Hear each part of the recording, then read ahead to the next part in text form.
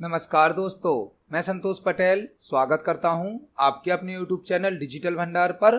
आज की वीडियो में हम CPCT एग्जाम सितंबर 2023 के लिए कंप्यूटर के इम्पोर्टेंट क्वेश्चंस को समझने वाले हैं। यह हमारा CPCT एग्जाम सितंबर 2023 के लिए पार्ट नंबर 17 है। इस वीडियो में हम CPCT एग्जाम के लिए कंप्यूटर से संबंधित 20 इम्पोर्टेंट क्वेश्चंस को समझने वाले हैं। यह सभी वही क्वेश्चन हैं जो पहले भी CPCT एग्जाम में पूछे जा चुके हैं। जब हम एक क्वेश्चन को समझते हैं तो उससे संबंधित हमें कई प्रकार के और भी क्वेश्चन तैयार करने मिल जाते हैं। आप सभी क्वेश्चंस को नोट जरूर करें, क्योंकि पेपर में एक क्वेश्चन से संबंधित कई प्रकार के और भी क्वेश्चन बन सकते हैं। चलिए शुरुआत करते हैं आज की इस वीडियो का।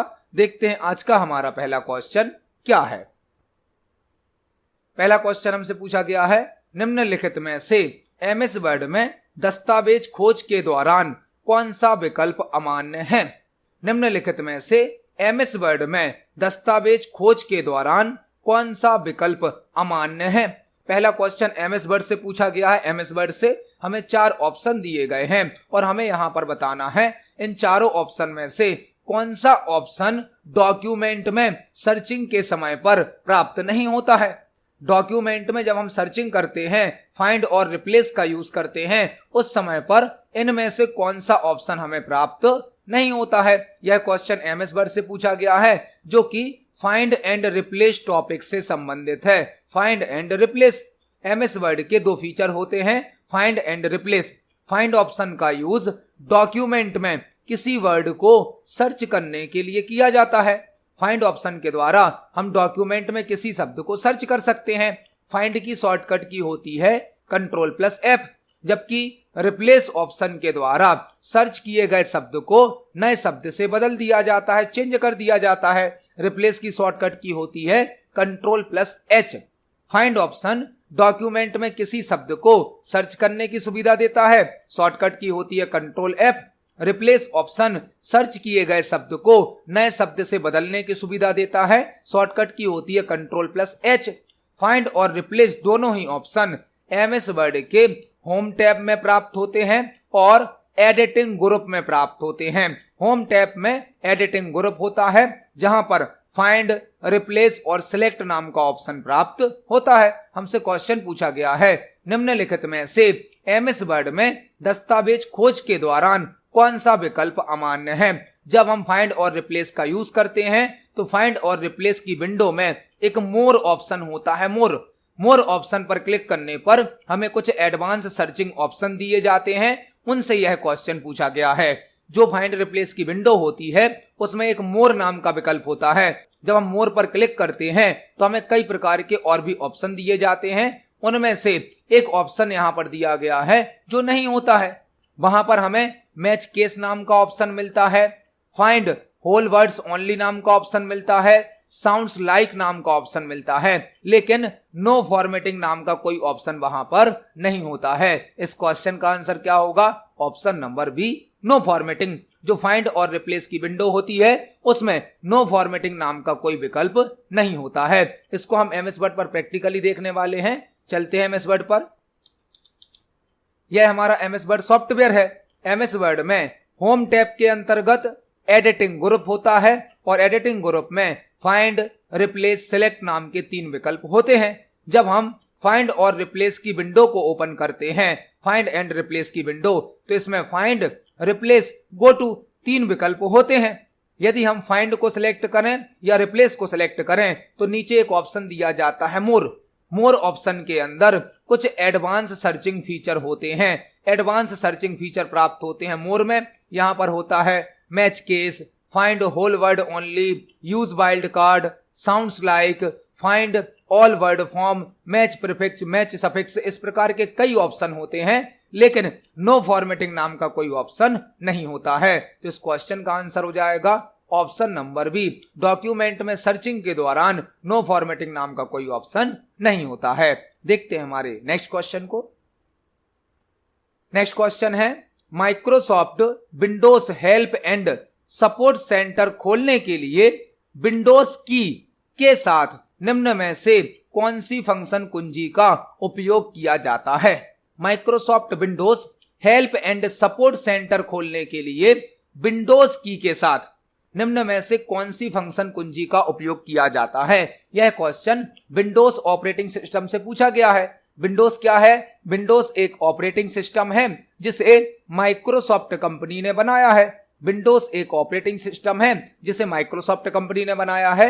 Windows operating system graphical user interface पर वर्क करता है, जीयूआई पर वर्क करता है। जीयूआई मतलब ग्राफिकल यूजर इंटरफेस पर। हमसे क्वेश्चन पूछा गया है Windows help and support centre को ओपन करने के लिए विंडोज की के साथ, कीबोर्ड में जो विंडोज की होती है इसके साथ कौन सी फंक्शन की को प्रेस करना होता है। विंडोज ऑपरेटिंग सिस्टम में यदि हमें हेल्प प्राप्त करनी है, हेल्प, तो हम विंडोज की के साथ F1 फंक्शन की को प्रेस कर सकते हैं, और यदि हम केवल F1 फंक्शन की को भी प्रेस करेंगे तो भी हमें हेल्प प्राप्त हो जाती है। मैक्सिमम सॉफ्टवेयर में हेल्प प्राप्त करने के लिए F1 फंक्शन की का यूज किया जाता है, F1 फंक्शन की का। और विंडोज ऑपरेटिंग सिस्टम में हेल्प एंड सपोर्ट सेंटर को ओपन करने के लिए विंडोज की के साथ F1 फंक्शन की को प्रेस करना होता है। मैक्सिमम सॉफ्टवेयर में हेल्प प्राप्त करने के लिए F1 फंक्शन की होती है, और यदि हम विंडोज की के साथ F1 को प्रेस करेंगे तो विंडोज ऑपरेटिंग सिस्टम का help and support centre open हो जाता है। इसको हम प्रैक्टिकली भी देख सकते हैं। यदि हम विंडोज की के साथ F1 फंक्शन की को प्रेस करेंगे तो आप देख सकते हैं गेट हेल्प नाम का ऑप्शन सामने आ गया है, जो कि इंटरनेट के माध्यम से हमें कोई हेल्प प्रोवाइड कर सकता है। इस हेल्प को हम F1 फंक्शन की से भी प्राप्त कर सकते हैं। जो भी सॉफ्टवेयर आप ओपन करते हैं उस सॉफ्टवेयर की हेल्प आपको F1 से प्राप्त हो जाती है। विंडोज ऑपरेटिंग सिस्टम की हेल्प ओपन करनी थी, विंडोज ऑपरेटिंग सिस्टम की हेल्प, तो हमने विंडोज के साथ F1 की को प्रेस किया, और यदि हम केवल F1 को प्रेस कर रहे हैं तो अभी हमारा पावर पॉइंट सॉफ्टवेयर ओपन है, पावर पॉइंट की हेल्प हमारे सामने ओपन हो जाती है। मतलब जिस सॉफ्टवेयर में आप हैं उस सॉफ्टवेयर की हेल्प प्राप्त करने के लिए F1, और विंडोज ऑपरेटिंग सिस्टम की हेल्प प्राप्त करनी है तो विंडोज प्लस F1 का यूज किया जाता है। इस क्वेश्चन का आंसर हो जाएगा ऑप्शन नंबर ए। देखते हैं हमारे नेक्स्ट क्वेश्चन को। नेक्स्ट क्वेश्चन है निम्नलिखित में से कौन सा एक इनपुट डिवाइस नहीं है। निम्नलिखित में से कौन सा एक इनपुट डिवाइस नहीं है। हमें 4 डिवाइस के नाम दिए गए हैं और हमें यहां पर बताना है इनमें से कौन एक इनपुट डिवाइस नहीं है। इनपुट डिवाइस कौन सी डिवाइस होती हैं? वह डिवाइसेस जिनके द्वारा डेटा को कंप्यूटर सिस्टम में भेजा जाता है, एंटर किया जाता है, वह कहलाती हैं इनपुट डिवाइस। जैसे कि कीबोर्ड, माउस, स्कैनर, यह तीनों ही इनपुट डिवाइस हैं। लेकिन प्रिंटर एक इनपुट डिवाइस नहीं है। प्रिंटर तो एक आउटपुट डिवाइस है जो कि हमें हार्ड कॉपी आउटपुट प्रदान करती है। प्रिंटर एक इनपुट डिवाइस नहीं है, प्रिंटर एक आउटपुट डिवाइस है जो कि हमें हार्ड कॉपी आउटपुट प्रदान करती है। जबकि कीबोर्ड, माउस, स्कैनर तीनों ही इनपुट डिवाइस हैं। तो इस क्वेश्चन का आंसर हो जाएगा ऑप्शन नंबर डी, प्रिंटर। देखते हैं हमारे नेक्स्ट क्वेश्चन को। नेक्स्ट क्वेश्चन है मुद्रण मतलब कि प्रिंटिंग कार्य आरंभ करने के लिए कौन से केबल आवश्यक होते हैं। प्रिंटिंग कार्य आरंभ करने के लिए कौन से केबल आवश्यक होते हैं। यह क्वेश्चन प्रिंटर से संबंधित है। प्रिंटर से संबंधित प्रिंटिंग कार्य आरंभ करने के लिए हमें कौन से केबल को कंप्यूटर से कनेक्ट करना आवश्यक होता है। यहां केबल का मतलब है वायर से। ऐसे कौन से केबल हैं, ऐसे कौन से वायर हैं जिनको प्रिंटिंग करने के पहले कंप्यूटर से कनेक्ट करना होता है। यह क्वेश्चन प्रिंटर से संबंधित है। प्रिंटर जो कि एक आउटपुट डिवाइस होता है। प्रिंटर एक आउटपुट डिवाइस है, एक हार्डवेयर डिवाइस है जो कि हमें हार्ड कॉपी आउटपुट प्रदान करता है। Hard copy output. प्रिंटर एक आउटपुट डिवाइस है, एक हार्डवेयर डिवाइस है जो कि हमें हार्ड कॉपी आउटपुट प्रदान करता है। और यदि हमें प्रिंटिंग करनी है तो प्रिंटिंग करने के पहले हमें कौन से केबल को आवश्यक रूप से कनेक्ट करना होता है। ऑप्शन नंबर ए क्या है?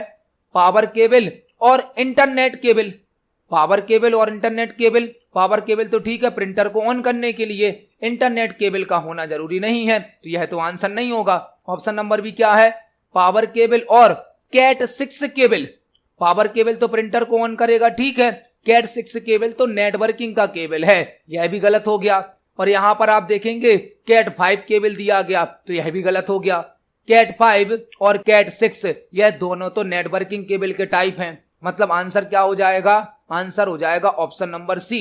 प्रिंटिंग का कार्य आरंभ करने के लिए एक तो प्रिंटर की केबल पावर केबल जिससे प्रिंटर ऑन होगा, और डेटा केबल। डेटा केबल कहां कनेक्ट होगी? कंप्यूटर में। डेटा केबल प्रिंटर को कंप्यूटर से जोड़ेगी और पावर केबल कंप्यूटर को ऑन करेगी। मतलब प्रिंटिंग करने से पहले हमें पावर केबल को और डेटा केबल को कनेक्ट करना होता है। इस क्वेश्चन का आंसर हो जाएगा ऑप्शन नंबर सी। प्रिंटिंग करने से पहले हमें पावर केबल को और डेटा केबल को कनेक्ट करना होता है। इस क्वेश्चन का आंसर है ऑप्शन नंबर सी। देखते हैं हमारे नेक्स्ट क्वेश्चन को।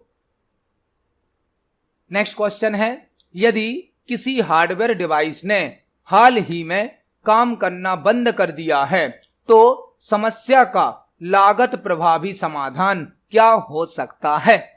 यदि किसी हार्डवेयर डिवाइस ने हाल ही में काम करना बंद कर दिया है तो समस्या का कॉस्ट इफेक्टिव सॉल्यूशन क्या हो सकता है? यह क्वेश्चन हार्डवेयर से संबंधित है। यदि किसी हार्डवेयर डिवाइस ने हाल ही में मतलब अभी रिसेंटली काम करना बंद कर दिया है तो इस प्रॉब्लम का कॉस्ट इफेक्टिव सॉल्यूशन क्या हो सकता है? ऑप्शन नंबर ए क्या है? डिवाइस ड्राइवर को अनइंस्टॉल कर। डिवाइस ड्राइवर को अनइंस्टॉल कर। डिवाइस ड्राइवर क्या होता है? डिवाइस ड्राइवर एक सॉफ्टवेयर होता है। सॉफ्टवेयर जो भी हार्डवेयर डिवाइस होती हैं, हार्डवेयर डिवाइस उनको कंट्रोल करने के लिए एक सॉफ्टवेयर की आवश्यकता होती है। यह सॉफ्टवेयर उस हार्डवेयर डिवाइस का डिवाइस ड्राइवर कहलाता है। डिवाइस ड्राइवर जैसे कि एक प्रिंटर है, प्रिंटर तो एक हार्डवेयर है, लेकिन प्रिंटर को कंट्रोल करने के लिए एक सॉफ्टवेयर की आवश्यकता होगी। वह सॉफ्टवेयर प्रिंटर का डिवाइस ड्राइवर कहलाएगा। कोई स्पेशल हार्डवेयर डिवाइस है, उसको कंट्रोल करने वाला जो सॉफ्टवेयर होता है, प्रोग्राम होता है, उसे उस डिवाइस का ड्राइवर कहा जाता है। तो हमसे पूछा गया है, यदि किसी हार्डवेयर डिवाइस ने हाल ही में काम करना बंद कर दिया है तो इस प्रॉब्लम का कॉस्ट इफेक्टिव सॉल्यूशन क्या हो सकता है? ऑप्शन नंबर ए क्या है? डिवाइस ड्राइवर को अनइंस्टॉल कर। अनइंस्टॉल मतलब उस सॉफ्टवेयर को हटा देना। जब सॉफ्टवेयर को हटा देंगे तो हार्डवेयर काम ही नहीं करेगा, मतलब यह गलत है। ऑप्शन नंबर बी क्या है? उस डिवाइस को निकालकर दूसरी डिवाइस इंस्टॉल कर। उस डिवाइस को निकालकर दूसरी डिवाइस इंस्टॉल कर, मतलब यदि आपका प्रिंटर वर्क नहीं कर रहा है तो आप नया प्रिंटर ले लेंगे, इसमें तो बहुत पैसा लग जाएगा। मतलब यह लागत प्रभावी समाधान नहीं होगा, यह कॉस्ट इफेक्टिव नहीं होगा। ऑप्शन नंबर डी क्या है? कंप्यूटर बंद कर। हमारी हार्डवेयर डिवाइस तो वर्क नहीं कर रही है, कंप्यूटर को ही बंद कर देंगे तो अब तो और कोई वर्क होगा ही नहीं। मतलब आंसर क्या हो जाएगा? आंसर हो जाएगा ऑप्शन नंबर सी। डिवाइस ड्राइवरों को दोबारा इंस्टॉल कर। डिवाइस ड्राइवरों को जब हम दोबारा इंस्टॉल कर देंगे तो हो सकता है जो हमारा हार्डवेयर काम नहीं कर रहा था वह वर्क करने लगेगा। मतलब कोई यदि हार्डवेयर डिवाइस है, वह है तो हार्डवेयर, लेकिन उसको कंट्रोल करने के लिए, ऑपरेट करने के लिए एक सॉफ्टवेयर की आवश्यकता होती है। वह सॉफ्टवेयर उस हार्डवेयर डिवाइस का डिवाइस ड्राइवर कहलाता है। यदि आपके कंप्यूटर से कनेक्ट कोई हार्डवेयर अभी वर्क नहीं कर रहा है तो आपके पास लागत प्रभावी समाधान क्या है? आप उस डिवाइस का जो ड्राइवर है, जो सॉफ्टवेयर है, उसको अनइंस्टॉल करें और दोबारा इंस्टॉल कर दें, तो हो सकता है आपका हार्डवेयर वर्क करने लगे और इसमें आपको कोई पैसा भी खर्च नहीं करना होगा। तो इस क्वेश्चन का आंसर है ऑप्शन नंबर सी, डिवाइस ड्राइवरों को दोबारा इंस्टॉल कर। देखते हैं हमारे नेक्स्ट क्वेश्चन को। नेक्स्ट क्वेश्चन है, स्टैंडर्ड ऑडियो और photo compact disc blank drive का उपयोग करके चलाए जाते हैं। स्टैंडर्ड ऑडियो और photo compact disc blank drive का उपयोग करके चलाए जाते हैं। एक क्वेश्चन हमसे पूछा गया है, जो स्टैंडर्ड ऑडियो होते हैं और फोटो होते हैं कॉम्पैक्ट डिस्क, स्टैंडर्ड ऑडियो और फोटो के जो कॉम्पैक्ट डिस्क होते हैं उन्हें ब्लैंक ड्राइव का उपयोग करके चलाए जाते हैं। आप यहां पर इस क्वेश्चन को समझें। स्टैंडर्ड ऑडियो मतलब कोई सॉन्ग्स है, कोई म्यूजिक है, और photo compact disc, photo compact disc मतलब जिसके अंदर फोटोस रखी हैं, ब्लैंक ड्राइव का उपयोग करके चलाए जाते हैं। यदि आप क्वेश्चन को पढ़ें तो यहां पर कॉम्पैक्ट डिस्क लिखा गया है। और कॉम्पैक्ट डिस्क किसका फुल फॉर्म होता है? सीडी का फुल फॉर्म होता है। सीडी का फुल फॉर्म क्या होता है? Compact disc.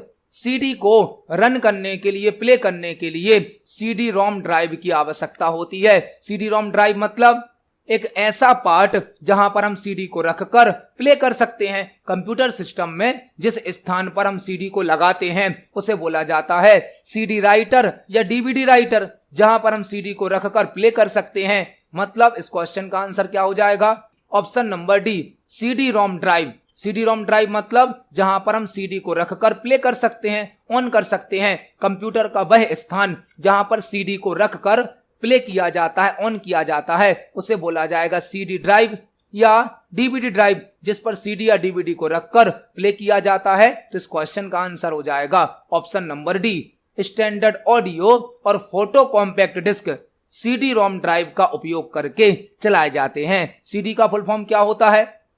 सीडी का फुल फॉर्म होता है compact disc. Compact disc CD में 700 MB तक का डेटा स्टोर किया जा सकता है। सीडी एक ऑप्टिकल डिस्क होती है। ऑप्टिकल डिस्क, सीडी एक ऑप्टिकल डिस्क होती है। ऑप्टिकल डिस्क होती है जो कि 700 MB तक डेटा को स्टोर करती है। सीडी सेकेंडरी मेमोरी का एक टाइप है। सेकेंडरी मेमोरी का सीडी परमानेंटली डेटा को स्टोर करती है। सीडी में जो डेटा स्टोर होता है वह 700 MB तक होता है। सीडी की थिकनेस या मोटाई 1.2 mm होती है और सीडी पॉलीकार्बोनेट मटेरियल से बनी होती है। पॉलीकार्बोनेट मटेरियल से बनी होती है। जो ऑडियो सीडी होती हैं या फोटो कॉम्पैक्ट डिस्क होती हैं उनको हम सीडी रोम ड्राइव का उपयोग करके चला सकते हैं। सीडी एक ऑप्टिकल डिस्क है जो कि सेकेंडरी मेमोरी का टाइप है। सीडी में 700 MB तक डेटा स्टोर हो सकता है। सीडी का फुल फॉर्म कॉम्पैक्ट डिस्क होता है। सीडी पॉलीकार्बोनेट से बनी होती है। सीडी की थिकनेस या मोटाई 1.2 mm होती है और सीडी रोम का फुल फॉर्म क्या होगा? Compact disc read only memory. Compact disc read only memory. तो इस क्वेश्चन का आंसर हो जाएगा ऑप्शन नंबर डी। आपको एक और क्वेश्चन तैयार करना है। यूएसबी का फुल फॉर्म क्या है? यूएसबी का फुल फॉर्म है यूनिवर्सल सीरियल बस। यूनिवर्सल सीरियल बस। तो इस क्वेश्चन का आंसर हो जाएगा option number D, CD ROM. देखते हैं हमारे नेक्स्ट क्वेश्चन को। नेक्स्ट क्वेश्चन है गूगल ड्राइव में निम्नलिखित में से किस बॉक्स का उपयोग किसी विशेष फाइल को खोजने के लिए किया जाता है? गूगल ड्राइव में निम्नलिखित में से किस बॉक्स का उपयोग किसी स्पेशल फाइल को सर्च करने के लिए किया जाता है? यह क्वेश्चन गूगल ड्राइव से संबंधित है। गूगल ड्राइव से, गूगल ड्राइव क्या है? गूगल ड्राइव एक क्लाउड प्लेटफॉर्म का वर्क करता है जो कि ऑनलाइन डेटा को स्टोर करने के लिए यूज किया जाता है। गूगल ड्राइव गूगल कंपनी का एक प्रोडक्ट है जो कि यूजर को इंटरनेट पर मतलब कि ऑनलाइन या क्लाउड पर डेटा को स्टोर करने की सुविधा प्रदान करता है। जब आप जीमेल अकाउंट क्रिएट करते हैं तो जीमेल अकाउंट के साथ आपको गूगल ड्राइव की सर्विस दी जाती है। गूगल ड्राइव में आप फ्री ऑफ कॉस्ट 15 GB तक डेटा स्टोर कर सकते हैं। गूगल ड्राइव एक ऑनलाइन स्टोरेज है जिसमें यूजर 15 GB तक फ्री ऑफ कॉस्ट डेटा को स्टोर कर सकता है। गूगल ड्राइव को गूगल कंपनी के द्वारा बनाया गया है और यह यूजर को डेटा को ऑनलाइन रखने की सुविधा प्रदान करता है। हमसे क्वेश्चन पूछा गया है गूगल ड्राइव में निम्नलिखित में से किस बॉक्स का उपयोग किसी विशेष फाइल को खोजने के लिए मतलब सर्च करने के लिए किया जाता है? तो गूगल ड्राइव पर आपने जो डेटा रखा है, जो फाइल और फोल्डर रखे हैं, यदि किसी फाइल को सर्च करना है तो हम सर्च बॉक्स का यूज करेंगे। सर्च बॉक्स का, सर्च बॉक्स इसका नाम ही है। यदि हमें कोई फाइल कोई फोल्डर सर्च करना है तो हम किस बॉक्स का यूज कर लेंगे? सर्च बॉक्स का। इस क्वेश्चन का आंसर हो जाएगा option number D, search box. Google drive में यदि हमें कोई फाइल कोई फोल्डर सर्च करना है तो हम सर्च बॉक्स में उसका नाम टाइप करके सर्च कर सकते हैं। इस क्वेश्चन का आंसर है ऑप्शन नंबर डी। देखते हैं हमारे नेक्स्ट क्वेश्चन को। नेक्स्ट क्वेश्चन है विशेष रूप से कॉन्फ़िगर किए गए किसी FTP सर्वर से आपके कंप्यूटर पर इंफॉर्मेशन को कॉपी करने की प्रक्रिया को ब्लैंक कहा जाता है। विशेष रूप से कॉन्फ़िगर किए गए किसी FTP सर्वर से आपके कंप्यूटर पर इंफॉर्मेशन को कॉपी करने की प्रक्रिया को ब्लैंक कहा जाता है। यह क्वेश्चन FTP से संबंधित है। FTP से संबंधित, और यदि आप हमारे प्रीवियस वीडियोस को देख रहे हैं तो आपको इस क्वेश्चन का आंसर समझ में आ गया होगा।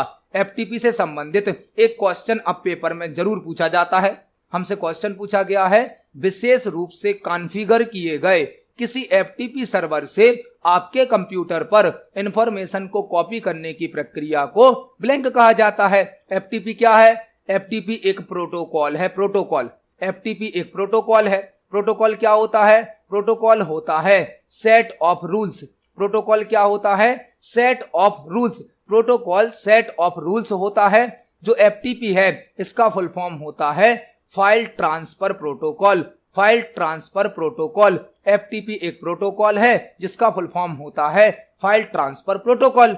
एफटीपी प्रोटोकॉल का यूज नेटवर्क में या इंटरनेट में किसी फाइल को ट्रांसफर करने के लिए किया जाता है। नेटवर्क में या इंटरनेट पर किसी फाइल को ट्रांसफर करने के लिए, शेयर करने के लिए एफटीपी का यूज किया जाता है। हमसे क्वेश्चन क्या पूछा गया है? विशेष रूप से कॉन्फ़िगर किए गए किसी एफटीपी सर्वर से आपके कंप्यूटर पर इंफॉर्मेशन को कॉपी करने की प्रक्रिया को ब्लैंक कहा जाता है। यहां पर आपको दो क्वेश्चन तैयार करने मिलेंगे। जो यूजर का कंप्यूटर होता है, हमारा कंप्यूटर होता है, वह कहलाता है क्लाइंट कंप्यूटर या लोकल कंप्यूटर। हमारे पास जो कंप्यूटर उपलब्ध होता है वह कहलाता है क्लाइंट कंप्यूटर या लोकल कंप्यूटर। और इंटरनेट पर सभी प्रकार का डेटा कहां रखा होता है? सर्वर कंप्यूटर पर या होस्ट कंप्यूटर पर। सर्वर कंप्यूटर या होस्ट कंप्यूटर पर सभी प्रकार का डेटा रखा होता है। जब हम क्लाइंट कंप्यूटर से किसी डेटा को सर्वर पर ट्रांसफर करते हैं, सर्वर पर ट्रांसफर करेंगे तो उसे बोला जाता है अपलोड करना या अपलोडिंग। जब क्लाइंट कंप्यूटर से मतलब यूजर के कंप्यूटर से किसी डेटा को सर्वर पर भेजा जाएगा तो उसे बोला जाता है अपलोडिंग। और सर्वर से किसी फाइल को या डेटा को जब यूजर के कंप्यूटर पर या क्लाइंट कंप्यूटर पर लाया जाता है तो उसे बोला जाता है डाउनलोडिंग। मतलब इस क्वेश्चन का आंसर क्या हो जाएगा? ऑप्शन नंबर ए। एफटीपी सर्वर से आपके कंप्यूटर पर इंफॉर्मेशन को कॉपी करने के लिए डाउनलोडिंग का यूज किया जाएगा और आपके कंप्यूटर की फाइल को, डेटा को सर्वर पर ट्रांसफर करने के लिए अपलोडिंग का यूज किया जाएगा। तो इस क्वेश्चन का आंसर है ऑप्शन नंबर ए, डाउनलोडिंग। देखते हैं हमारे नेक्स्ट क्वेश्चन को। नेक्स्ट क्वेश्चन है, इंटरनेट एक्सप्लोरर निम्न में से किसके अंतर्गत आता है? इंटरनेट एक्सप्लोरर निम्न में से किसके अंतर्गत आता है? हमें एक सॉफ्टवेयर का नाम दिया गया है इंटरनेट एक्सप्लोरर और हमसे पूछा गया है यह किस प्रकार का सॉफ्टवेयर है। ऑप्शन नंबर ए है operating system, option number B है कंपाइलर, ऑप्शन नंबर सी है इंटरप्रेटर, ऑप्शन नंबर डी है ब्राउजर। तो जो इंटरनेट एक्सप्लोरर है यह एक ब्राउजर होता है। ब्राउजर जिसे वेब ब्राउजर भी कहा जाता है। ब्राउजर या वेब ब्राउजर। वेब ब्राउजर होता क्या है? वेब ब्राउजर एक एप्लीकेशन सॉफ्टवेयर होता है। वेब ब्राउजर एक एप्लीकेशन सॉफ्टवेयर होता है जो कि वेब पेज या वेबसाइट को ओपन करने के लिए यूज किया जाता है।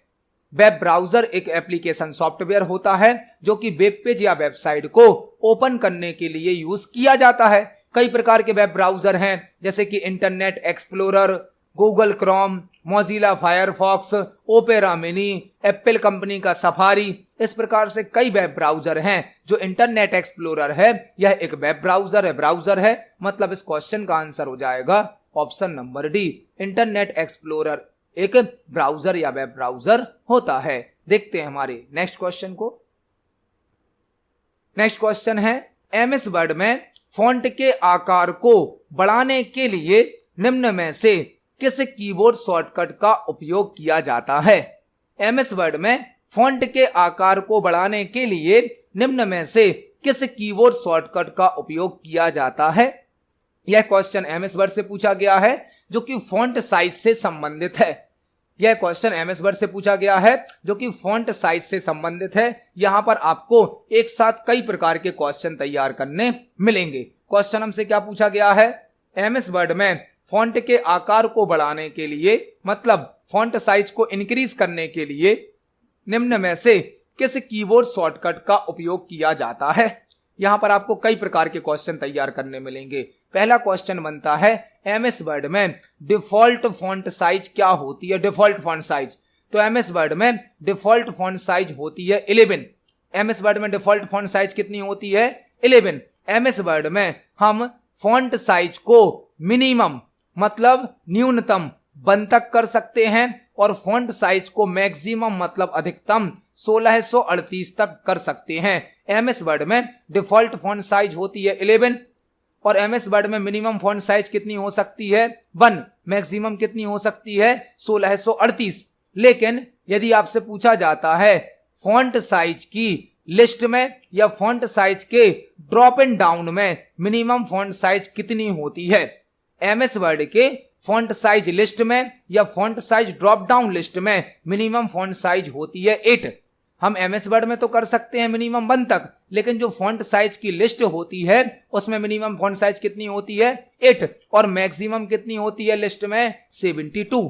एमएस वर्ड का जो फॉन्ट साइज लिस्ट होता है या font size drop down list होता है उसमें मिनिमम फॉन्ट साइज होती है 8, मैक्सिमम होती है 72। मगर हम एमएस वर्ड में फॉन्ट साइज को मिनिमम 1 तक कर सकते हैं, मैक्सिमम 1638 तक कर सकते हैं।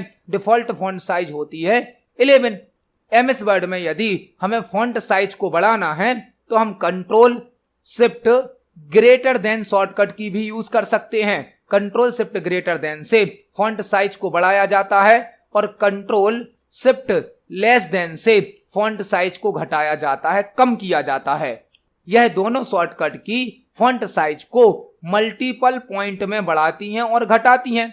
मतलब एक बार में एक से ज्यादा नंबर में फॉन्ट साइज को बढ़ा दिया जाएगा, घटा दिया जाएगा। जैसे फॉन्ट साइज अभी 10 है तो 20 कर दी जाएगी, 30 कर दी जाएगी। मतलब मल्टीपल पॉइंट में फॉन्ट साइज को बढ़ाती है कंट्रोल शिफ्ट ग्रेटर देन और मल्टीपल पॉइंट में फॉन्ट साइज को घटाती है कंट्रोल शिफ्ट लेस देन।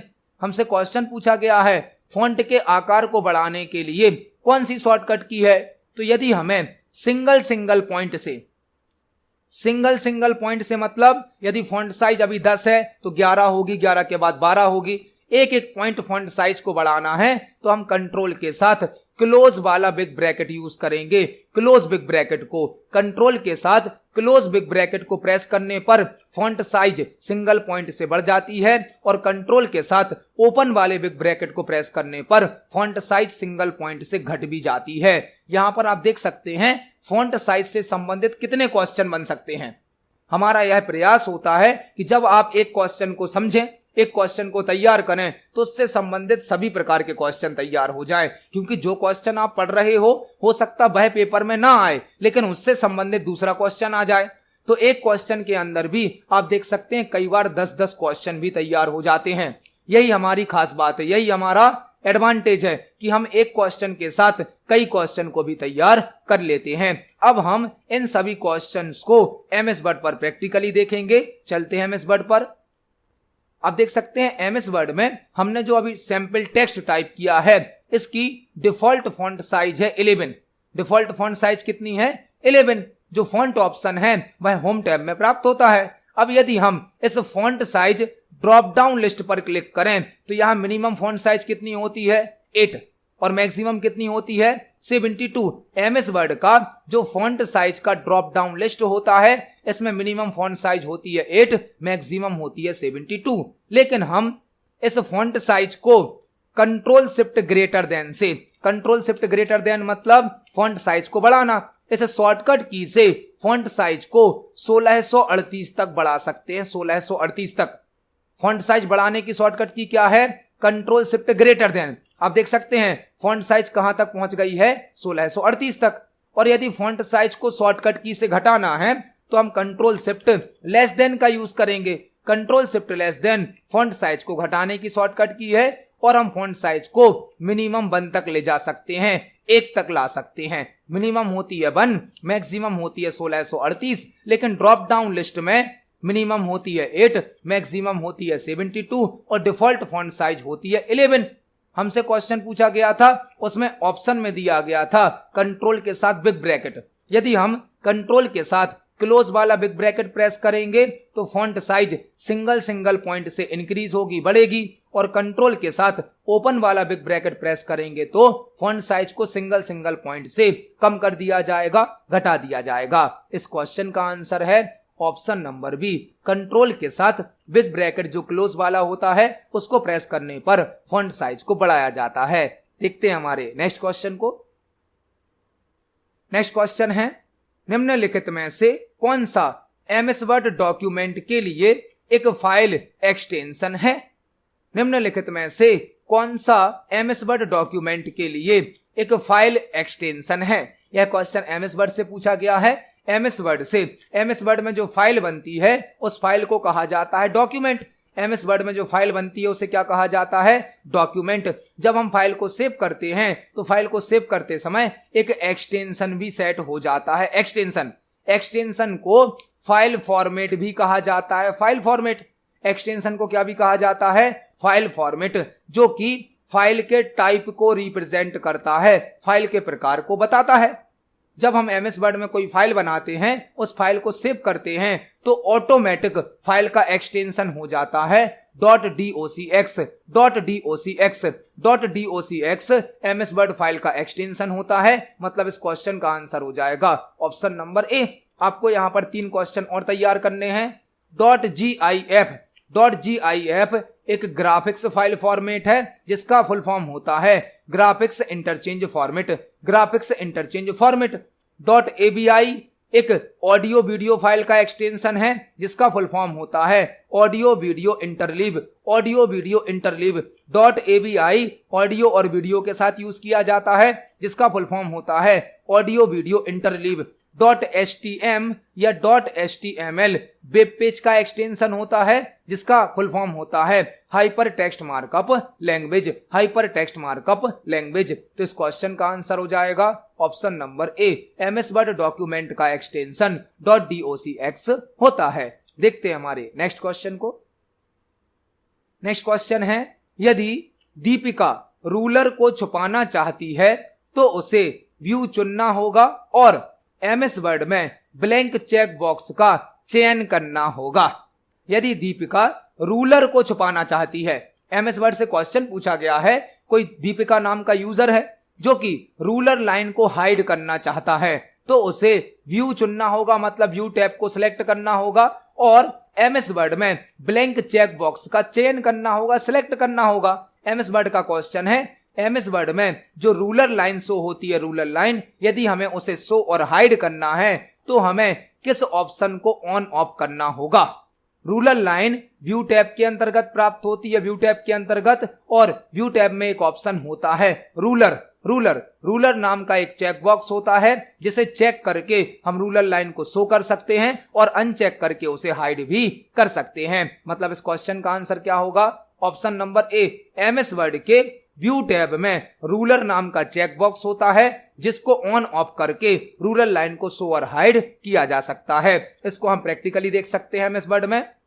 अभी हमारे एमएस वर्ड सॉफ्टवेयर में रूलर लाइन को शो नहीं किया जा रहा है, मतलब ऑलरेडी हाइड है। यदि हमें उसे शो करना है तो हम व्यू टैब को सिलेक्ट करेंगे और यहाँ पर रूलर चेक बॉक्स को टिक कर देंगे, तो आप देखेंगे यहाँ पर रूलर लाइन शो होने लगी। और यदि हम इसे वापस अनटिक कर देते हैं तो हमारा जो रूलर लाइन है वह हाइड भी हो जाएगा। मतलब व्यू टैब के अंदर रूलर चेक बॉक्स को चेक या अनचेक करने से हम रूलर लाइन को शो और हाइड कर सकते हैं। इस क्वेश्चन का आंसर है ऑप्शन नंबर ए। देखते हैं हमारे नेक्स्ट क्वेश्चन को।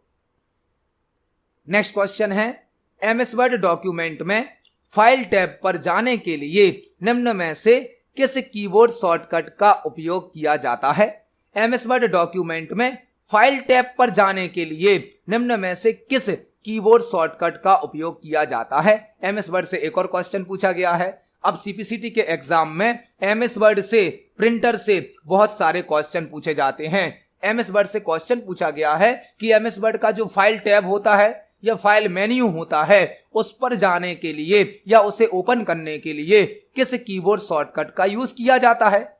एमएस वर्ड में एक फाइल मेन्यू होता है और 8 प्रकार के टैब होते हैं। आप फाइल मेन्यू को और सभी टैब को एक शॉर्टकट की से ओपन कर सकते हो, सिलेक्ट कर सकते हो। जो फाइल मेन्यू है या फाइल टैब है उसे ओपन करने के लिए Alt+F का यूज किया जाता है। Alt+F फाइल मेन्यू के लिए Alt+F, फाइल ऐप से याद रखना है। यदि हमें फाइल मेन्यू पर जाना है, फाइल टैब को ओपन करना है, तो हम ऑल्ट प्लस एफ का यूज करेंगे। इस क्वेश्चन का आंसर तो ऑप्शन नंबर ए है। ऑल्ट प्लस एच क्या करेगा, होम टैब को ओपन कर देगा, होम टैब को। Alt plus N insert tab को ऑन कर देता है, इंसर्ट टैब को। और Alt plus G design tab को ओपन कर देता है, डिजाइन टैब को। Alt plus F file menu या file tab, Alt plus H home tab, Alt plus N insert tab और Alt plus G design tab. इनको हम प्रैक्टिकली भी देख सकते हैं। यह हमारा एमएस वर्ड सॉफ्टवेयर है। अभी हम व्यू टैब में है, व्यू टैब में। और यदि हमें फाइल मेन्यू पर जाना है, फाइल टैब पर जाना है, तो हम ऑल्ट प्लस एफ को प्रेस करेंगे। ऑल्ट प्लस एफ से आप देखेंगे फाइल मेन्यू ओपन हो गया है, फाइल मेन्यू। इसी प्रकार से यदि हम ऑल्ट प्लस एच को प्रेस करते हैं, ऑल्ट प्लस एच को, तो हम होम टैब पर आ जाएंगे। ऑल्ट प्लस एच को प्रेस करने पर होम टैब ओपन हो जाएगा। ऑल्ट प्लस एन को प्रेस करने पर alt plus N insert tab open हो जाएगा। ऑल्ट प्लस जी को प्रेस करने पर alt plus G design tab आ जाएगा। हर टैब की अपनी क्या होती है, एक शॉर्टकट की होती है। जब आप ऑल्ट की को प्रेस करेंगे तो आपको सभी टैब की शॉर्टकट की शो की जाती है, यह आप जरूर याद कर लें। Alt plus F file menu, Alt plus H home tab, Alt plus N insert tab, Alt plus G design tab, Alt plus P layout tab, Alt plus S references tab, Alt plus M mailings tab, Alt plus R review tab और Alt plus W view tab. हर tab की अपनी एक क्या होती है, shortcut की होती है। तो इस क्वेश्चन का आंसर हो जाएगा ऑप्शन नंबर ए, alt plus F file menu की शॉर्टकट की होती है। देखते हैं हमारे नेक्स्ट क्वेश्चन को। नेक्स्ट क्वेश्चन है, एमएस वर्ड टेबल में ऑटो फिट बटन का उपयोग निम्न के लिए किया जाता है। एमएस वर्ड टेबल में ऑटो फिट बटन का उपयोग निम्न के लिए किया जाता है। यह क्वेश्चन भी एमएस वर्ड से पूछा गया है, जो कि टेबल टॉपिक से संबंधित है। एमएस वर्ड टेबल में ऑटो फिट बटन का उपयोग निम्न के लिए किया जाता है। टेबल क्या है, टेबल एक टेबल मल्टीपल रो और मल्टीपल कॉलम का कलेक्शन होती है। एक टेबल मल्टीपल रो और मल्टीपल कॉलम का कलेक्शन होती है। एमएस वर्ड में टेबल क्रिएट करने के लिए इंसर्ट टैब का यूज किया जाता है। इंसर्ट टैब का मतलब जो टेबल ऑप्शन होता है वह इंसर्ट टैब में प्राप्त होता है। टेबल होती क्या है, टेबल मल्टीपल रो और मल्टीपल कॉलम का कलेक्शन होती है। टेबल क्रिएट करने के लिए इंसर्ट टैब का यूज किया जाता है। टेबल में हम मैक्सिमम 63 कॉलम ऐड कर सकते हैं। 63 कॉलम जो एमएस वर्ड होता है उसमें टेबल क्रिएट करने पर अधिकतम हम 63 कॉलम ऐड कर सकते हैं। कई बार पेपर में पूछ लिया जाता है एमएस वर्ड में क्रिएट होने वाली टेबल में अधिकतम कितने कॉलम ऐड किए जा सकते हैं, तो 63 मतलब कि 63 कॉलम टेबल में ऐड किए जा सकते हैं। हमसे क्वेश्चन पूछा गया है एमएस वर्ड टेबल में ऑटो फिट बटन का उपयोग निम्न के लिए किया जाता है। जो ऑटो फिट होता है वह करता क्या है, हमारे कॉलम में या टेबल के कॉलम होते हैं, कॉलम में जिस साइज का टेक्स्ट लिखा होगा ऑटोमेटिक कॉलम की साइज को उतना कर देगा। ऑटो फिट मतलब टेबल के कॉलम में जिस साइज का डेटा लिखा होगा उसी साइज पर कॉलम की साइज ऑटोमेटिक सेट कर देता है।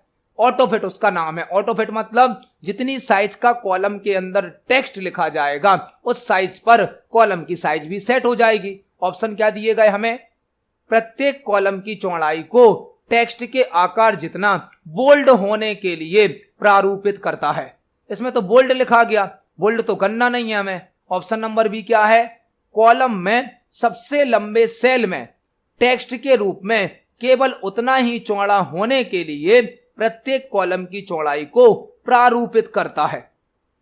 जो ऑप्शन नंबर बी है यही हमारा आंसर है। कॉलम में सबसे लंबे सेल में टेक्स्ट के रूप में केवल उतना ही चौड़ा होने के लिए प्रत्येक कॉलम की चौड़ाई को प्रारूपित करें, यह हमारा आंसर है।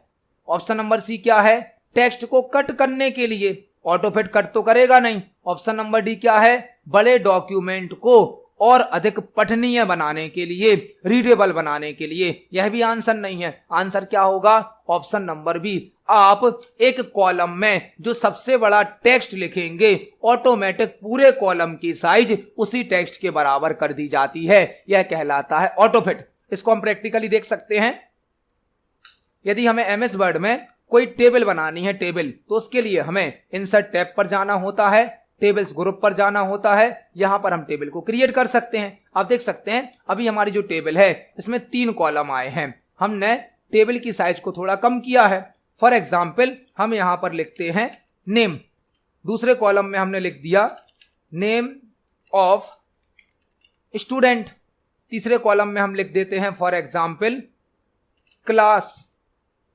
अब यदि हम कॉलम में स्टूडेंट का नाम भरें, जैसे एक स्टूडेंट है अजय, यहां पर हमने फॉर एग्जाम्पल भर दिया अजय कुमार स्टूडेंट का नाम, और फॉर एग्जाम्पल उसकी क्लास क्या भर दी, DCA। हम एक और रिकॉर्ड भरते हैं फॉर एग्जाम्पल देव, और दूसरा जो स्टूडेंट है उसका भी यहां पर फॉर एग्जाम्पल नाम भर देते हैं देव कुमार, और यहां पर इसकी क्लास भर दी फॉर एग्जाम्पल हमने PGDCA।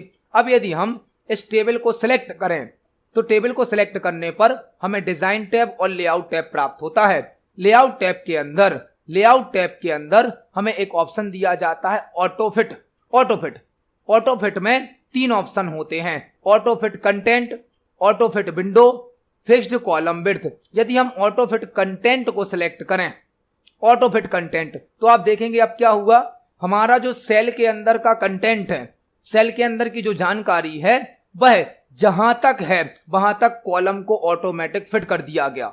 आप देखेंगे हमारा जो दूसरे नंबर का कॉलम है इसमें सबसे बड़ा टेक्स्ट क्या लिखा, name of student.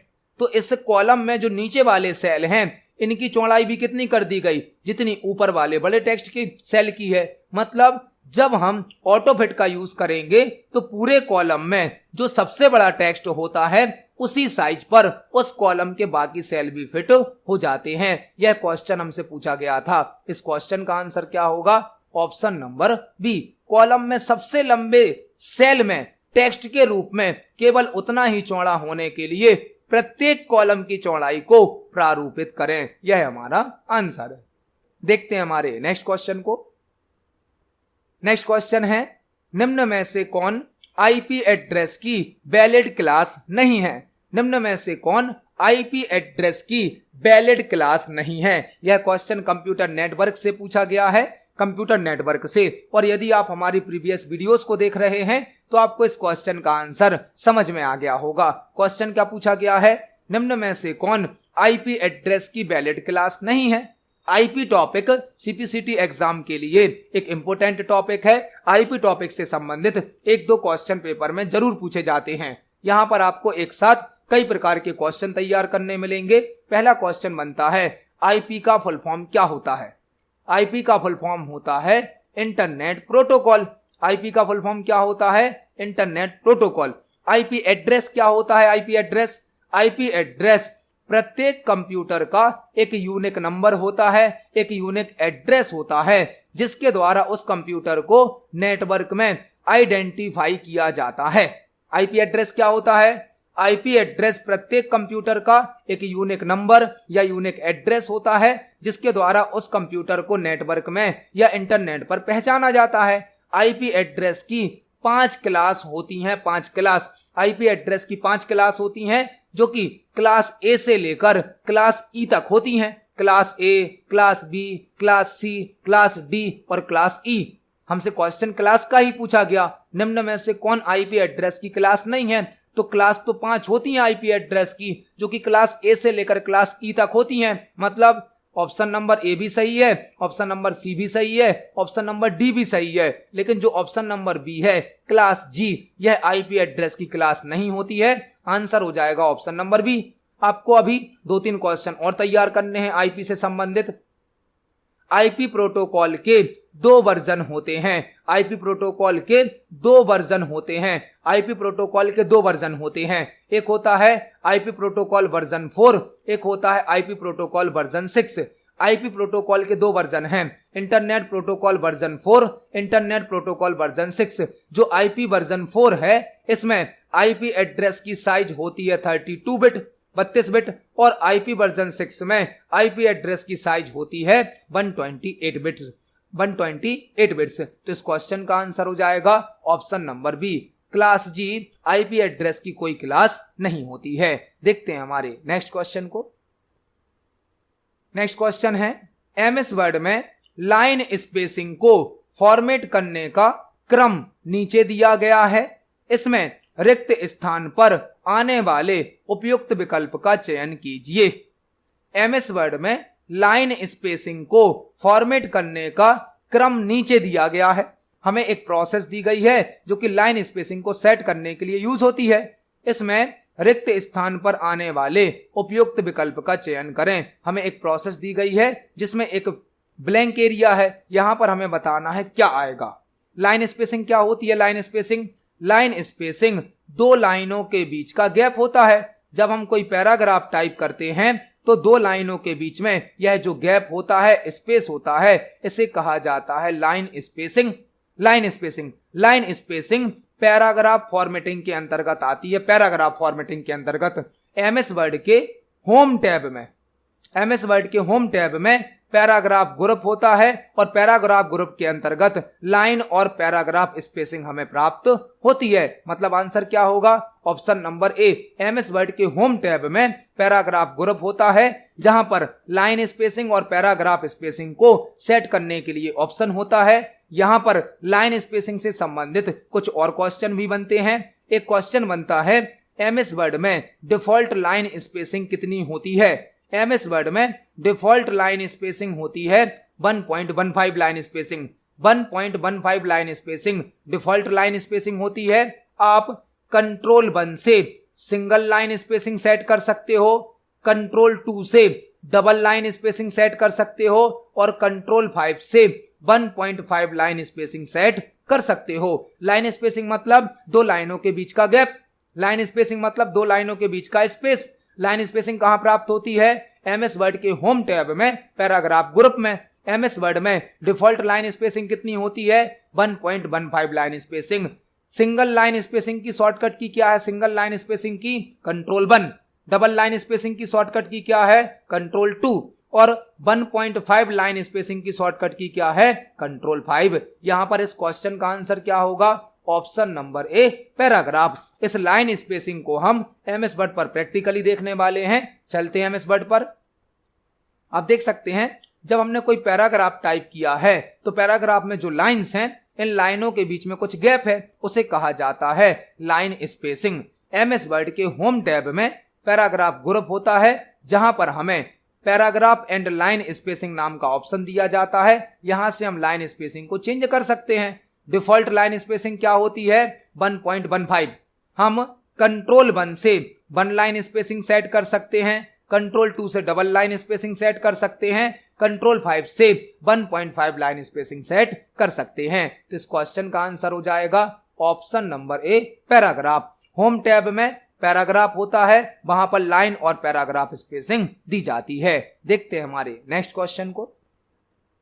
Next question है एमएस एक्सेल में रेंज को किस सिंबल से रिप्रेजेंट किया जाता है? एमएस एक्सेल में रेंज को किस सिंबल से रिप्रेजेंट किया जाता है? एमएस एक्सेल से क्वेश्चन पूछा गया है। एमएस एक्सेल क्या है? एमएस एक्सेल एक स्प्रेडशीट सॉफ्टवेयर होता है। Spreadsheet software. एमएस एक्सेल में जो फाइल बनाई जाती है, फाइल, उसे कहा जाता है वर्कबुक। एमएस एक्सेल की फाइल को क्या कहा जाता है? वर्कबुक। और एक्सेल का जो पेज होता है, पेज को कहा जाता है वर्कशीट। एक्सेल की फाइल कहलाती है वर्कबुक और पेज कहलाता है वर्कशीट। मतलब एक वर्कबुक मल्टीपल वर्कशीट से मिलकर बनी होती है। जो वर्कशीट होती है पेज, उस वर्कशीट पर मल्टीपल रो होती हैं, मल्टीपल रो और मल्टीपल कॉलम होते हैं। यह मल्टीपल रो और कॉलम मिलाकर क्या बनती है? वर्कशीट। मतलब एक वर्कशीट मल्टीपल रो और मल्टीपल कॉलम से मिलकर बनी होती है। रो को नंबर से रिप्रेजेंट किया जाता है 1 2 3 से, और कॉलम को ABCD से मतलब अल्फाबेट से रिप्रेजेंट किया जाता है। जब एक रो और कॉलम मिलता है, एक रो और कॉलम इंटरसेक्ट करता है, तो सेल क्रिएट होता है, सेल। जब एक रो और कॉलम मिलता है, एक रो और कॉलम इंटरसेक्ट करता है, तो सेल क्रिएट होता है। हर सेल का अपना एक एड्रेस होता है। हर सेल का अपना क्या होता है? एक एड्रेस। फॉर एग्जाम्पल, इस सेल का एड्रेस क्या होगा? इस सेल का एड्रेस होगा B2। इस सेल का एड्रेस क्या होगा? B2, क्योंकि B नंबर का कॉलम है और 2 नंबर की रो है, तो इस सेल का एड्रेस क्या होगा? B2। B2 मतलब B कॉलम और 2 नंबर की रो। इस सेल का एड्रेस क्या आएगा? D3। D कॉलम, 3 नंबर की रो। इस प्रकार से सेल का एड्रेस निकाला जाता है। किसी भी सेल को उसके एड्रेस से पहचाना जाता है। हमने यह समझा वर्कबुक क्या है, वर्कशीट क्या है, रो क्या है, कॉलम क्या है, सेल क्या है और सेल का एड्रेस क्या होता है। सेल का एड्रेस कैसे बनता है, पहले कॉलम का नाम फिर रो का नंबर। हर सेल का अपना एक एड्रेस तो होता है, लेकिन जब कई सेल को एक साथ यूज किया जाता है, मल्टीपल सेल को एक साथ यूज किया जाता है, तो उसे कहा जाता है रेंज। और रेंज को कॉलन से रिप्रेजेंट किया जाता है, कॉलन से। मतलब रेंज का मतलब है collection of multiple cell. Range क्या होती है, रेंज का मतलब है collection of multiple cell, group of multiple cell, जिसे हम इस प्रकार से लिख सकते हैं A1। एक सेल कौन सा है, A1, रेंज A10।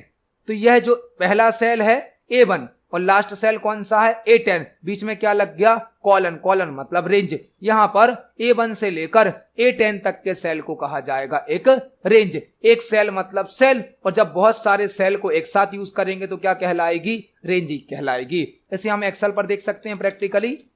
यह हमारी MS एक्सेल की एक फाइल है। फाइल को कहा जाता है वर्कबुक। वर्कबुक के अंदर एक पेज हमें मिलता है जो कहलाता है वर्कशीट। सीट का बाय डिफॉल्ट नाम होता है सीट 1।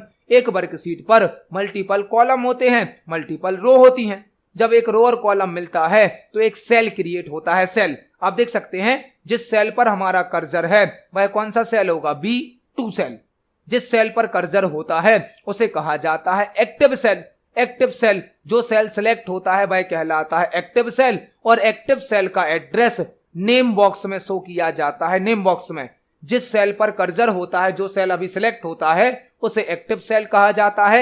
एक्टिव सेल का एड्रेस नेम बॉक्स में शो होता है। जब हम मल्टीपल सेल को एक साथ यूज करते हैं तो उसे कहा जाता है रेंज। और रेंज में कॉलन सिंबल का यूज किया जाता है, कॉलन। तो इस क्वेश्चन का आंसर हो जाएगा ऑप्शन नंबर सी, कॉलन। देखते हैं हमारे नेक्स्ट क्वेश्चन को। नेक्स्ट क्वेश्चन है, रघु एक MS वर्ड डॉक्यूमेंट पर काम कर रहा है। यह सुनिश्चित करने के लिए कि प्रत्येक वाक्य का पहला अक्षर बड़ा कैपिटल ना हो, इसके लिए उसे किस विकल्प को बंद करना होगा। रघु एक MS वर्ड डॉक्यूमेंट पर काम कर रहा है। कोई रघु नाम का व्यक्ति या यूजर है जो MS वर्ड की फाइल पर वर्क कर रहा है। यह सुनिश्चित करने के लिए कि प्रत्येक वाक्य का पहला अक्षर कैपिटल मतलब बड़ा ना हो, इसके लिए उसे किस विकल्प को बंद करना होगा। हमसे क्वेश्चन पूछा गया है जो कि MS वर्ड से है और चेंज केस टॉपिक से संबंधित है। चेंज केस, एक रघु नाम का यूजर है जो MS वर्ड डॉक्यूमेंट पर काम कर रहा है। यह सुनिश्चित करने के लिए कि प्रत्येक वाक्य का मतलब प्रत्येक सेंटेंस का फर्स्ट कैरेक्टर बड़ा या कैपिटल ना हो, इसके लिए उसे किस ऑप्शन को बंद करना होगा। MS वर्ड का क्वेश्चन है जो कि चेंज केस टॉपिक से संबंधित है। चेंज केस से, चेंज केस से। चेंज केस क्या होता है, चेंज केस MS वर्ड में कैपिटल लेटर्स को, स्मॉल लेटर को या कैपिटल और स्मॉल दोनों लेटर को एक साथ टाइप करने के लिए यूज किया जाता है। यदि आपको टेक्स्ट को पूरा कैपिटल लेटर में टाइप करना है तो आप चेंज केस का यूज कर सकते हो। स्मॉल लेटर में टाइप करना है तो आप चेंज केस का यूज कर सकते हो। आपको केस को रिवर्स करना है तो चेंज केस का यूज कर सकते हो। MS वर्ड में जो चेंज केस ऑप्शन है यह होम टैब में प्राप्त होता है। होम टैब के अंदर फॉन्ट ग्रुप में प्राप्त होता है। जो चेंज केस ऑप्शन है वह MS वर्ड के होम टैब में प्राप्त होता है, फॉन्ट ग्रुप में प्राप्त होता है। MS वर्ड में टोटल 5 प्रकार के केस होते हैं, 5 प्रकार के। चेंज केस की शॉर्टकट की होती है शिफ्ट प्लस F3। होते टोटल 5 केस हैं, शिफ्ट प्लस F3 इसकी शॉर्टकट की होती है, लेकिन शॉर्टकट की से केवल 3 केस यूज किए जा सकते हैं। 3 होते टोटल 5 केस हैं, लेकिन शॉर्टकट की से केवल कितने यूज होते हैं, 3। शॉर्टकट की क्या होती है, shift plus F3। By default मतलब अपने आप सेंटेंस केस ऑन होता है। सेंटेंस केस, MS वर्ड का डिफॉल्ट केस कौन सा होता है, सेंटेंस केस। सेंटेंस केस का मतलब क्या है, आपका जो सेंटेंस टाइप किया जाएगा, जो वाक्य टाइप किया जाएगा, उसका पहला अक्षर अपने आप बड़ा कर दिया जाएगा और बाकी सभी अक्षर को छोटा कर दिया जाएगा। यही हमसे क्वेश्चन में पूछा गया है। MS वर्ड में चेंज केस नाम का ऑप्शन है। टोटल 5 प्रकार के केस होते हैं। Change case option home tab में फॉन्ट ग्रुप में प्राप्त होता है। चेंज केस की शॉर्टकट की शिफ्ट प्लस F3 होती है। शॉर्टकट की से केवल 3 केस यूज किए जा सकते हैं। एमएस वर्ड का डिफॉल्ट केस होता है सेंटेंस केस। डिफॉल्ट केस मतलब जो पहले से सेट होता है, ऑन होता है। सेंटेंस केस होता है, सेंटेंस केस मतलब पूरे सेंटेंस का, पूरे वाक्य का पहला अक्षर बड़ा होगा, बाकी सभी स्मॉल होंगे। यही तो हमसे क्वेश्चन में पूछा गया। यदि यह सुनिश्चित करने के लिए कि प्रत्येक वाक्य का पहला अक्षर बड़ा या कैपिटल ना हो, इसके लिए किस विकल्प को बंद करना होगा? हम सेंटेंस केस को बंद कर देंगे, तो पूरे सेंटेंस का जो पहला अक्षर है वह बड़ा नहीं होगा। इसको हम प्रैक्टिकली देख सकते हैं एमएस वर्ड पर। चलते हैं एमएस वर्ड पर। यह हमारा एमएस वर्ड सॉफ्टवेयर है जिसमें हमने कुछ सैंपल टेक्स्ट टाइप किया है। आप देखेंगे हमारा जो भी सेंटेंस है उस सेंटेंस का पहला अक्षर ऑटोमेटिक बड़ा कर दिया जाता है, बाकी सभी अक्षर को छोटा कर दिया जाता है। जो भी सेंटेंस लिखा होगा हर सेंटेंस में पहला अक्षर बड़ा होता है, क्योंकि एमएस वर्ड का डिफॉल्ट केस कौन सा होता है? Sentence case. हम एक पैराग्राफ को सिलेक्ट करते हैं, होम टैब में फॉन्ट ग्रुप के अंदर चेंज केस नाम का ऑप्शन होता है, चेंज केस, जहां पर हमें 5 प्रकार के केस दिए जाते हैं। Sentence case, lower case, upper case, capitalise each word और टॉगल केस। एमएस वर्ड का डिफॉल्ट केस कौन सा होता है? Sentence case. सेंटेंस केस पहले से ऑन है, इसीलिए तो हमारे हर सेंटेंस का पहला अक्षर क्या कर दिया गया है? बड़ा। अब यदि हम इसे बंद करना चाहते हैं तो हम सिलेक्ट कर सकते हैं दूसरा केस, लोअर केस कर देते हैं। लोअर केस, लोअर केस मतलब अब जो भी टेक्स्ट हमने सिलेक्ट किया था पूरा टेक्स्ट स्मॉल लेटर में टाइप हो जाएगा, छोटे अक्षरों में। एक होता है अपर केस। अपर केस मतलब पूरा टेक्स्ट हमारा कैपिटल लेटर में टाइप हो जाएगा, बड़े अक्षरों में। एक होता है capitalise each word. Capitalise each word मतलब हर शब्द का पहला अक्षर बड़ा हो जाएगा, बाकी सभी अक्षर छोटे हो जाएंगे। और एक लास्ट होता है toggle case. Toggle case, toggle case क्या करेगा? टेक्स्ट के केस को रिवर्स कर देगा। टेक्स्ट के केस को रिवर्स कर देगा मतलब जो अक्षर कैपिटल में लिखे गए थे उनको स्मॉल में बदल देगा, और जो स्मॉल में लिखे गए थे उनको कैपिटल में बदल देगा। यह कहलाता है टॉगल केस। टॉगल केस क्या करता है? स्मॉल लेटर को कैपिटल में बदल देता है और कैपिटल लेटर को स्मॉल में बदल देता है। तो एमएस वर्ड में टोटल 5 प्रकार के केस होते हैं। चेंज केस की शॉर्टकट की है शिफ्ट प्लस F3 और शॉर्टकट की से केवल 3 केस यूज किए जाते हैं, sentence case, lower case, upper case. Shortcut की से केवल 3 केस यूज किए जाते हैं। तो इस क्वेश्चन का आंसर हो जाएगा ऑप्शन नंबर ए, सेंटेंस केस। देखते हैं हमारे नेक्स्ट क्वेश्चन को। नेक्स्ट क्वेश्चन है एमएस वर्ड के प्रूफिंग ग्रुप में वर्ड काउंट विकल्प के अंतर्गत आंकड़ों की संख्या कितनी होती है? एमएस वर्ड के प्रूफिंग ग्रुप में वर्ड काउंट विकल्प के अंतर्गत आंकड़ों की संख्या कितनी होती है? यह क्वेश्चन भी एमएस वर्ड से पूछा गया है। एमएस वर्ड के प्रूफिंग ग्रुप में एक वर्ड काउंट नाम का ऑप्शन होता है। वो जो रिपोर्ट शो करता है उसमें कितने प्रकार के हमें आंकड़े या इंफॉर्मेशन शो की जाती है।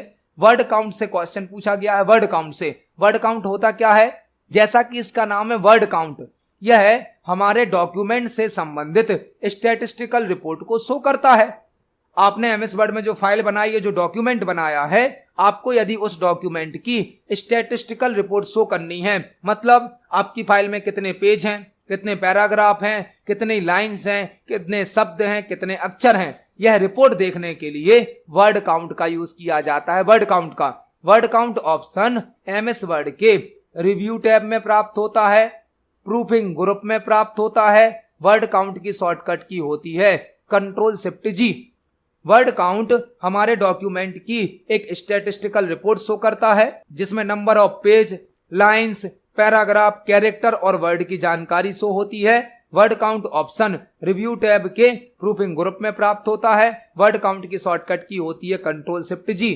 और वर्ड काउंट जो रिपोर्ट शो करता है उसमें 6 प्रकार के आंकड़े होते हैं, 6 टाइप की इंफॉर्मेशन शो की जाती है। तो इस क्वेश्चन का आंसर होगा ऑप्शन नंबर डी। इसको हम प्रैक्टिकली देख सकते हैं एमएस वर्ड पर।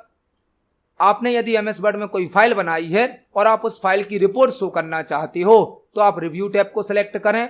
यहां पर फर्स्ट ग्रुप होता है प्रूफिंग ग्रुप, यहां पर एक ऑप्शन होता है वर्ड काउंट, आप इस पर क्लिक कर दें। वर्ड काउंट में आपको यह जानकारी दी जाएगी आपकी फाइल में कितने पेज हैं, कितने शब्द हैं, कितने कैरेक्टर नो स्पेस के साथ हैं, कितने कैरेक्टर स्पेस के साथ हैं, पैराग्राफ कितने हैं, लाइंस कितनी हैं। यहां पर 6 प्रकार की जानकारी शो की जाती है। और वर्ड काउंट की शॉर्टकट की है कंट्रोल शिफ्ट जी, कंट्रोल शिफ्ट जी।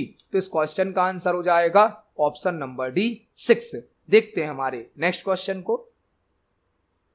नेक्स्ट क्वेश्चन है एमएस वर्ड में लाइन और पैराग्राफ स्पेसिंग के संदर्भ में निम्नलिखित में से कौन सा कथन गलत है। एमएस वर्ड में लाइन और पैराग्राफ स्पेसिंग के संदर्भ में निम्नलिखित में से कौन सा कथन गलत है। यह क्वेश्चन भी एमएस वर्ड से पूछा गया है जो कि लाइन और पैराग्राफ स्पेसिंग से संबंधित है। हमने आज की वीडियो में ही एक क्वेश्चन समझा था लाइन स्पेसिंग से संबंधित। लाइन स्पेसिंग मतलब दो लाइनों के बीच का स्पेस, जबकि पैराग्राफ स्पेसिंग क्या होती है, दो पैराग्राफ के बीच का स्पेस। लाइन स्पेसिंग मतलब दो लाइनों के बीच का गैप, दो लाइनों के बीच का स्पेस, जबकि पैराग्राफ स्पेसिंग मतलब दो पैराग्राफ के बीच का स्पेस। हमसे क्वेश्चन पूछा गया है एमएस वर्ड में लाइन और पैराग्राफ स्पेसिंग के संदर्भ में निम्नलिखित में से कौन सा कथन गलत है। लाइन स्पेसिंग मतलब दो लाइनों के बीच का गैप जो कि डिफॉल्ट होती है 1.15। हम कंट्रोल 1 से 1 लाइन स्पेसिंग सेट कर सकते हैं, कंट्रोल 2 से डबल लाइन स्पेसिंग सेट कर सकते हैं, कंट्रोल 5 से 1.5 लाइन स्पेसिंग सेट कर सकते हैं। जबकि पैराग्राफ स्पेसिंग क्या होती है, दो पैराग्राफ के बीच का स्पेस कहलाता है पैराग्राफ स्पेसिंग। पैराग्राफ स्पेसिंग दो प्रकार की होती है, एक होती है बिफोर, एक होती है आफ्टर। बिफोर मतलब पैराग्राफ के पहले वाला स्पेस, आफ्टर मतलब पैराग्राफ के बाद वाला स्पेस। और लाइन और पैराग्राफ स्पेसिंग को सेट करने के लिए होम टैब के अंतर्गत पैराग्राफ नाम का ग्रुप होता है। हमसे क्वेश्चन पूछा गया है कि एमएस वर्ड में लाइन और पैराग्राफ स्पेसिंग के संदर्भ में निम्नलिखित में से कौन सा कथन गलत है।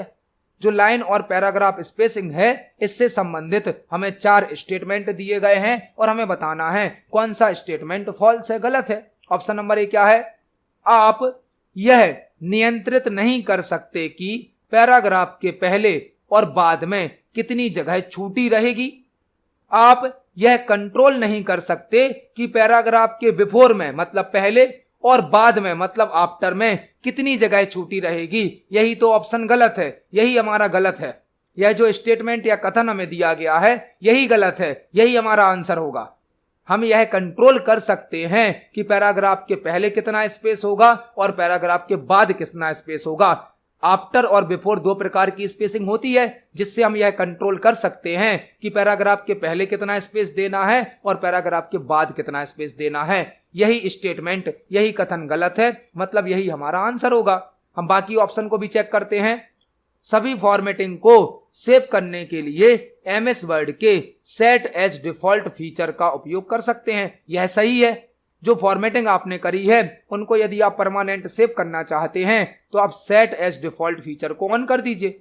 मतलब जो जो फॉर्मेटिंग आप यूज कर रहे हैं उन्हें परमानेंट सेट करने के लिए हम सेट एज डिफॉल्ट का यूज कर सकते हैं। ऑप्शन नंबर सी क्या है, पैराग्राफ की प्रत्येक पंक्ति के बीच के अंतराल को लाइन स्पेसिंग कहा जाता है। यह भी सही है।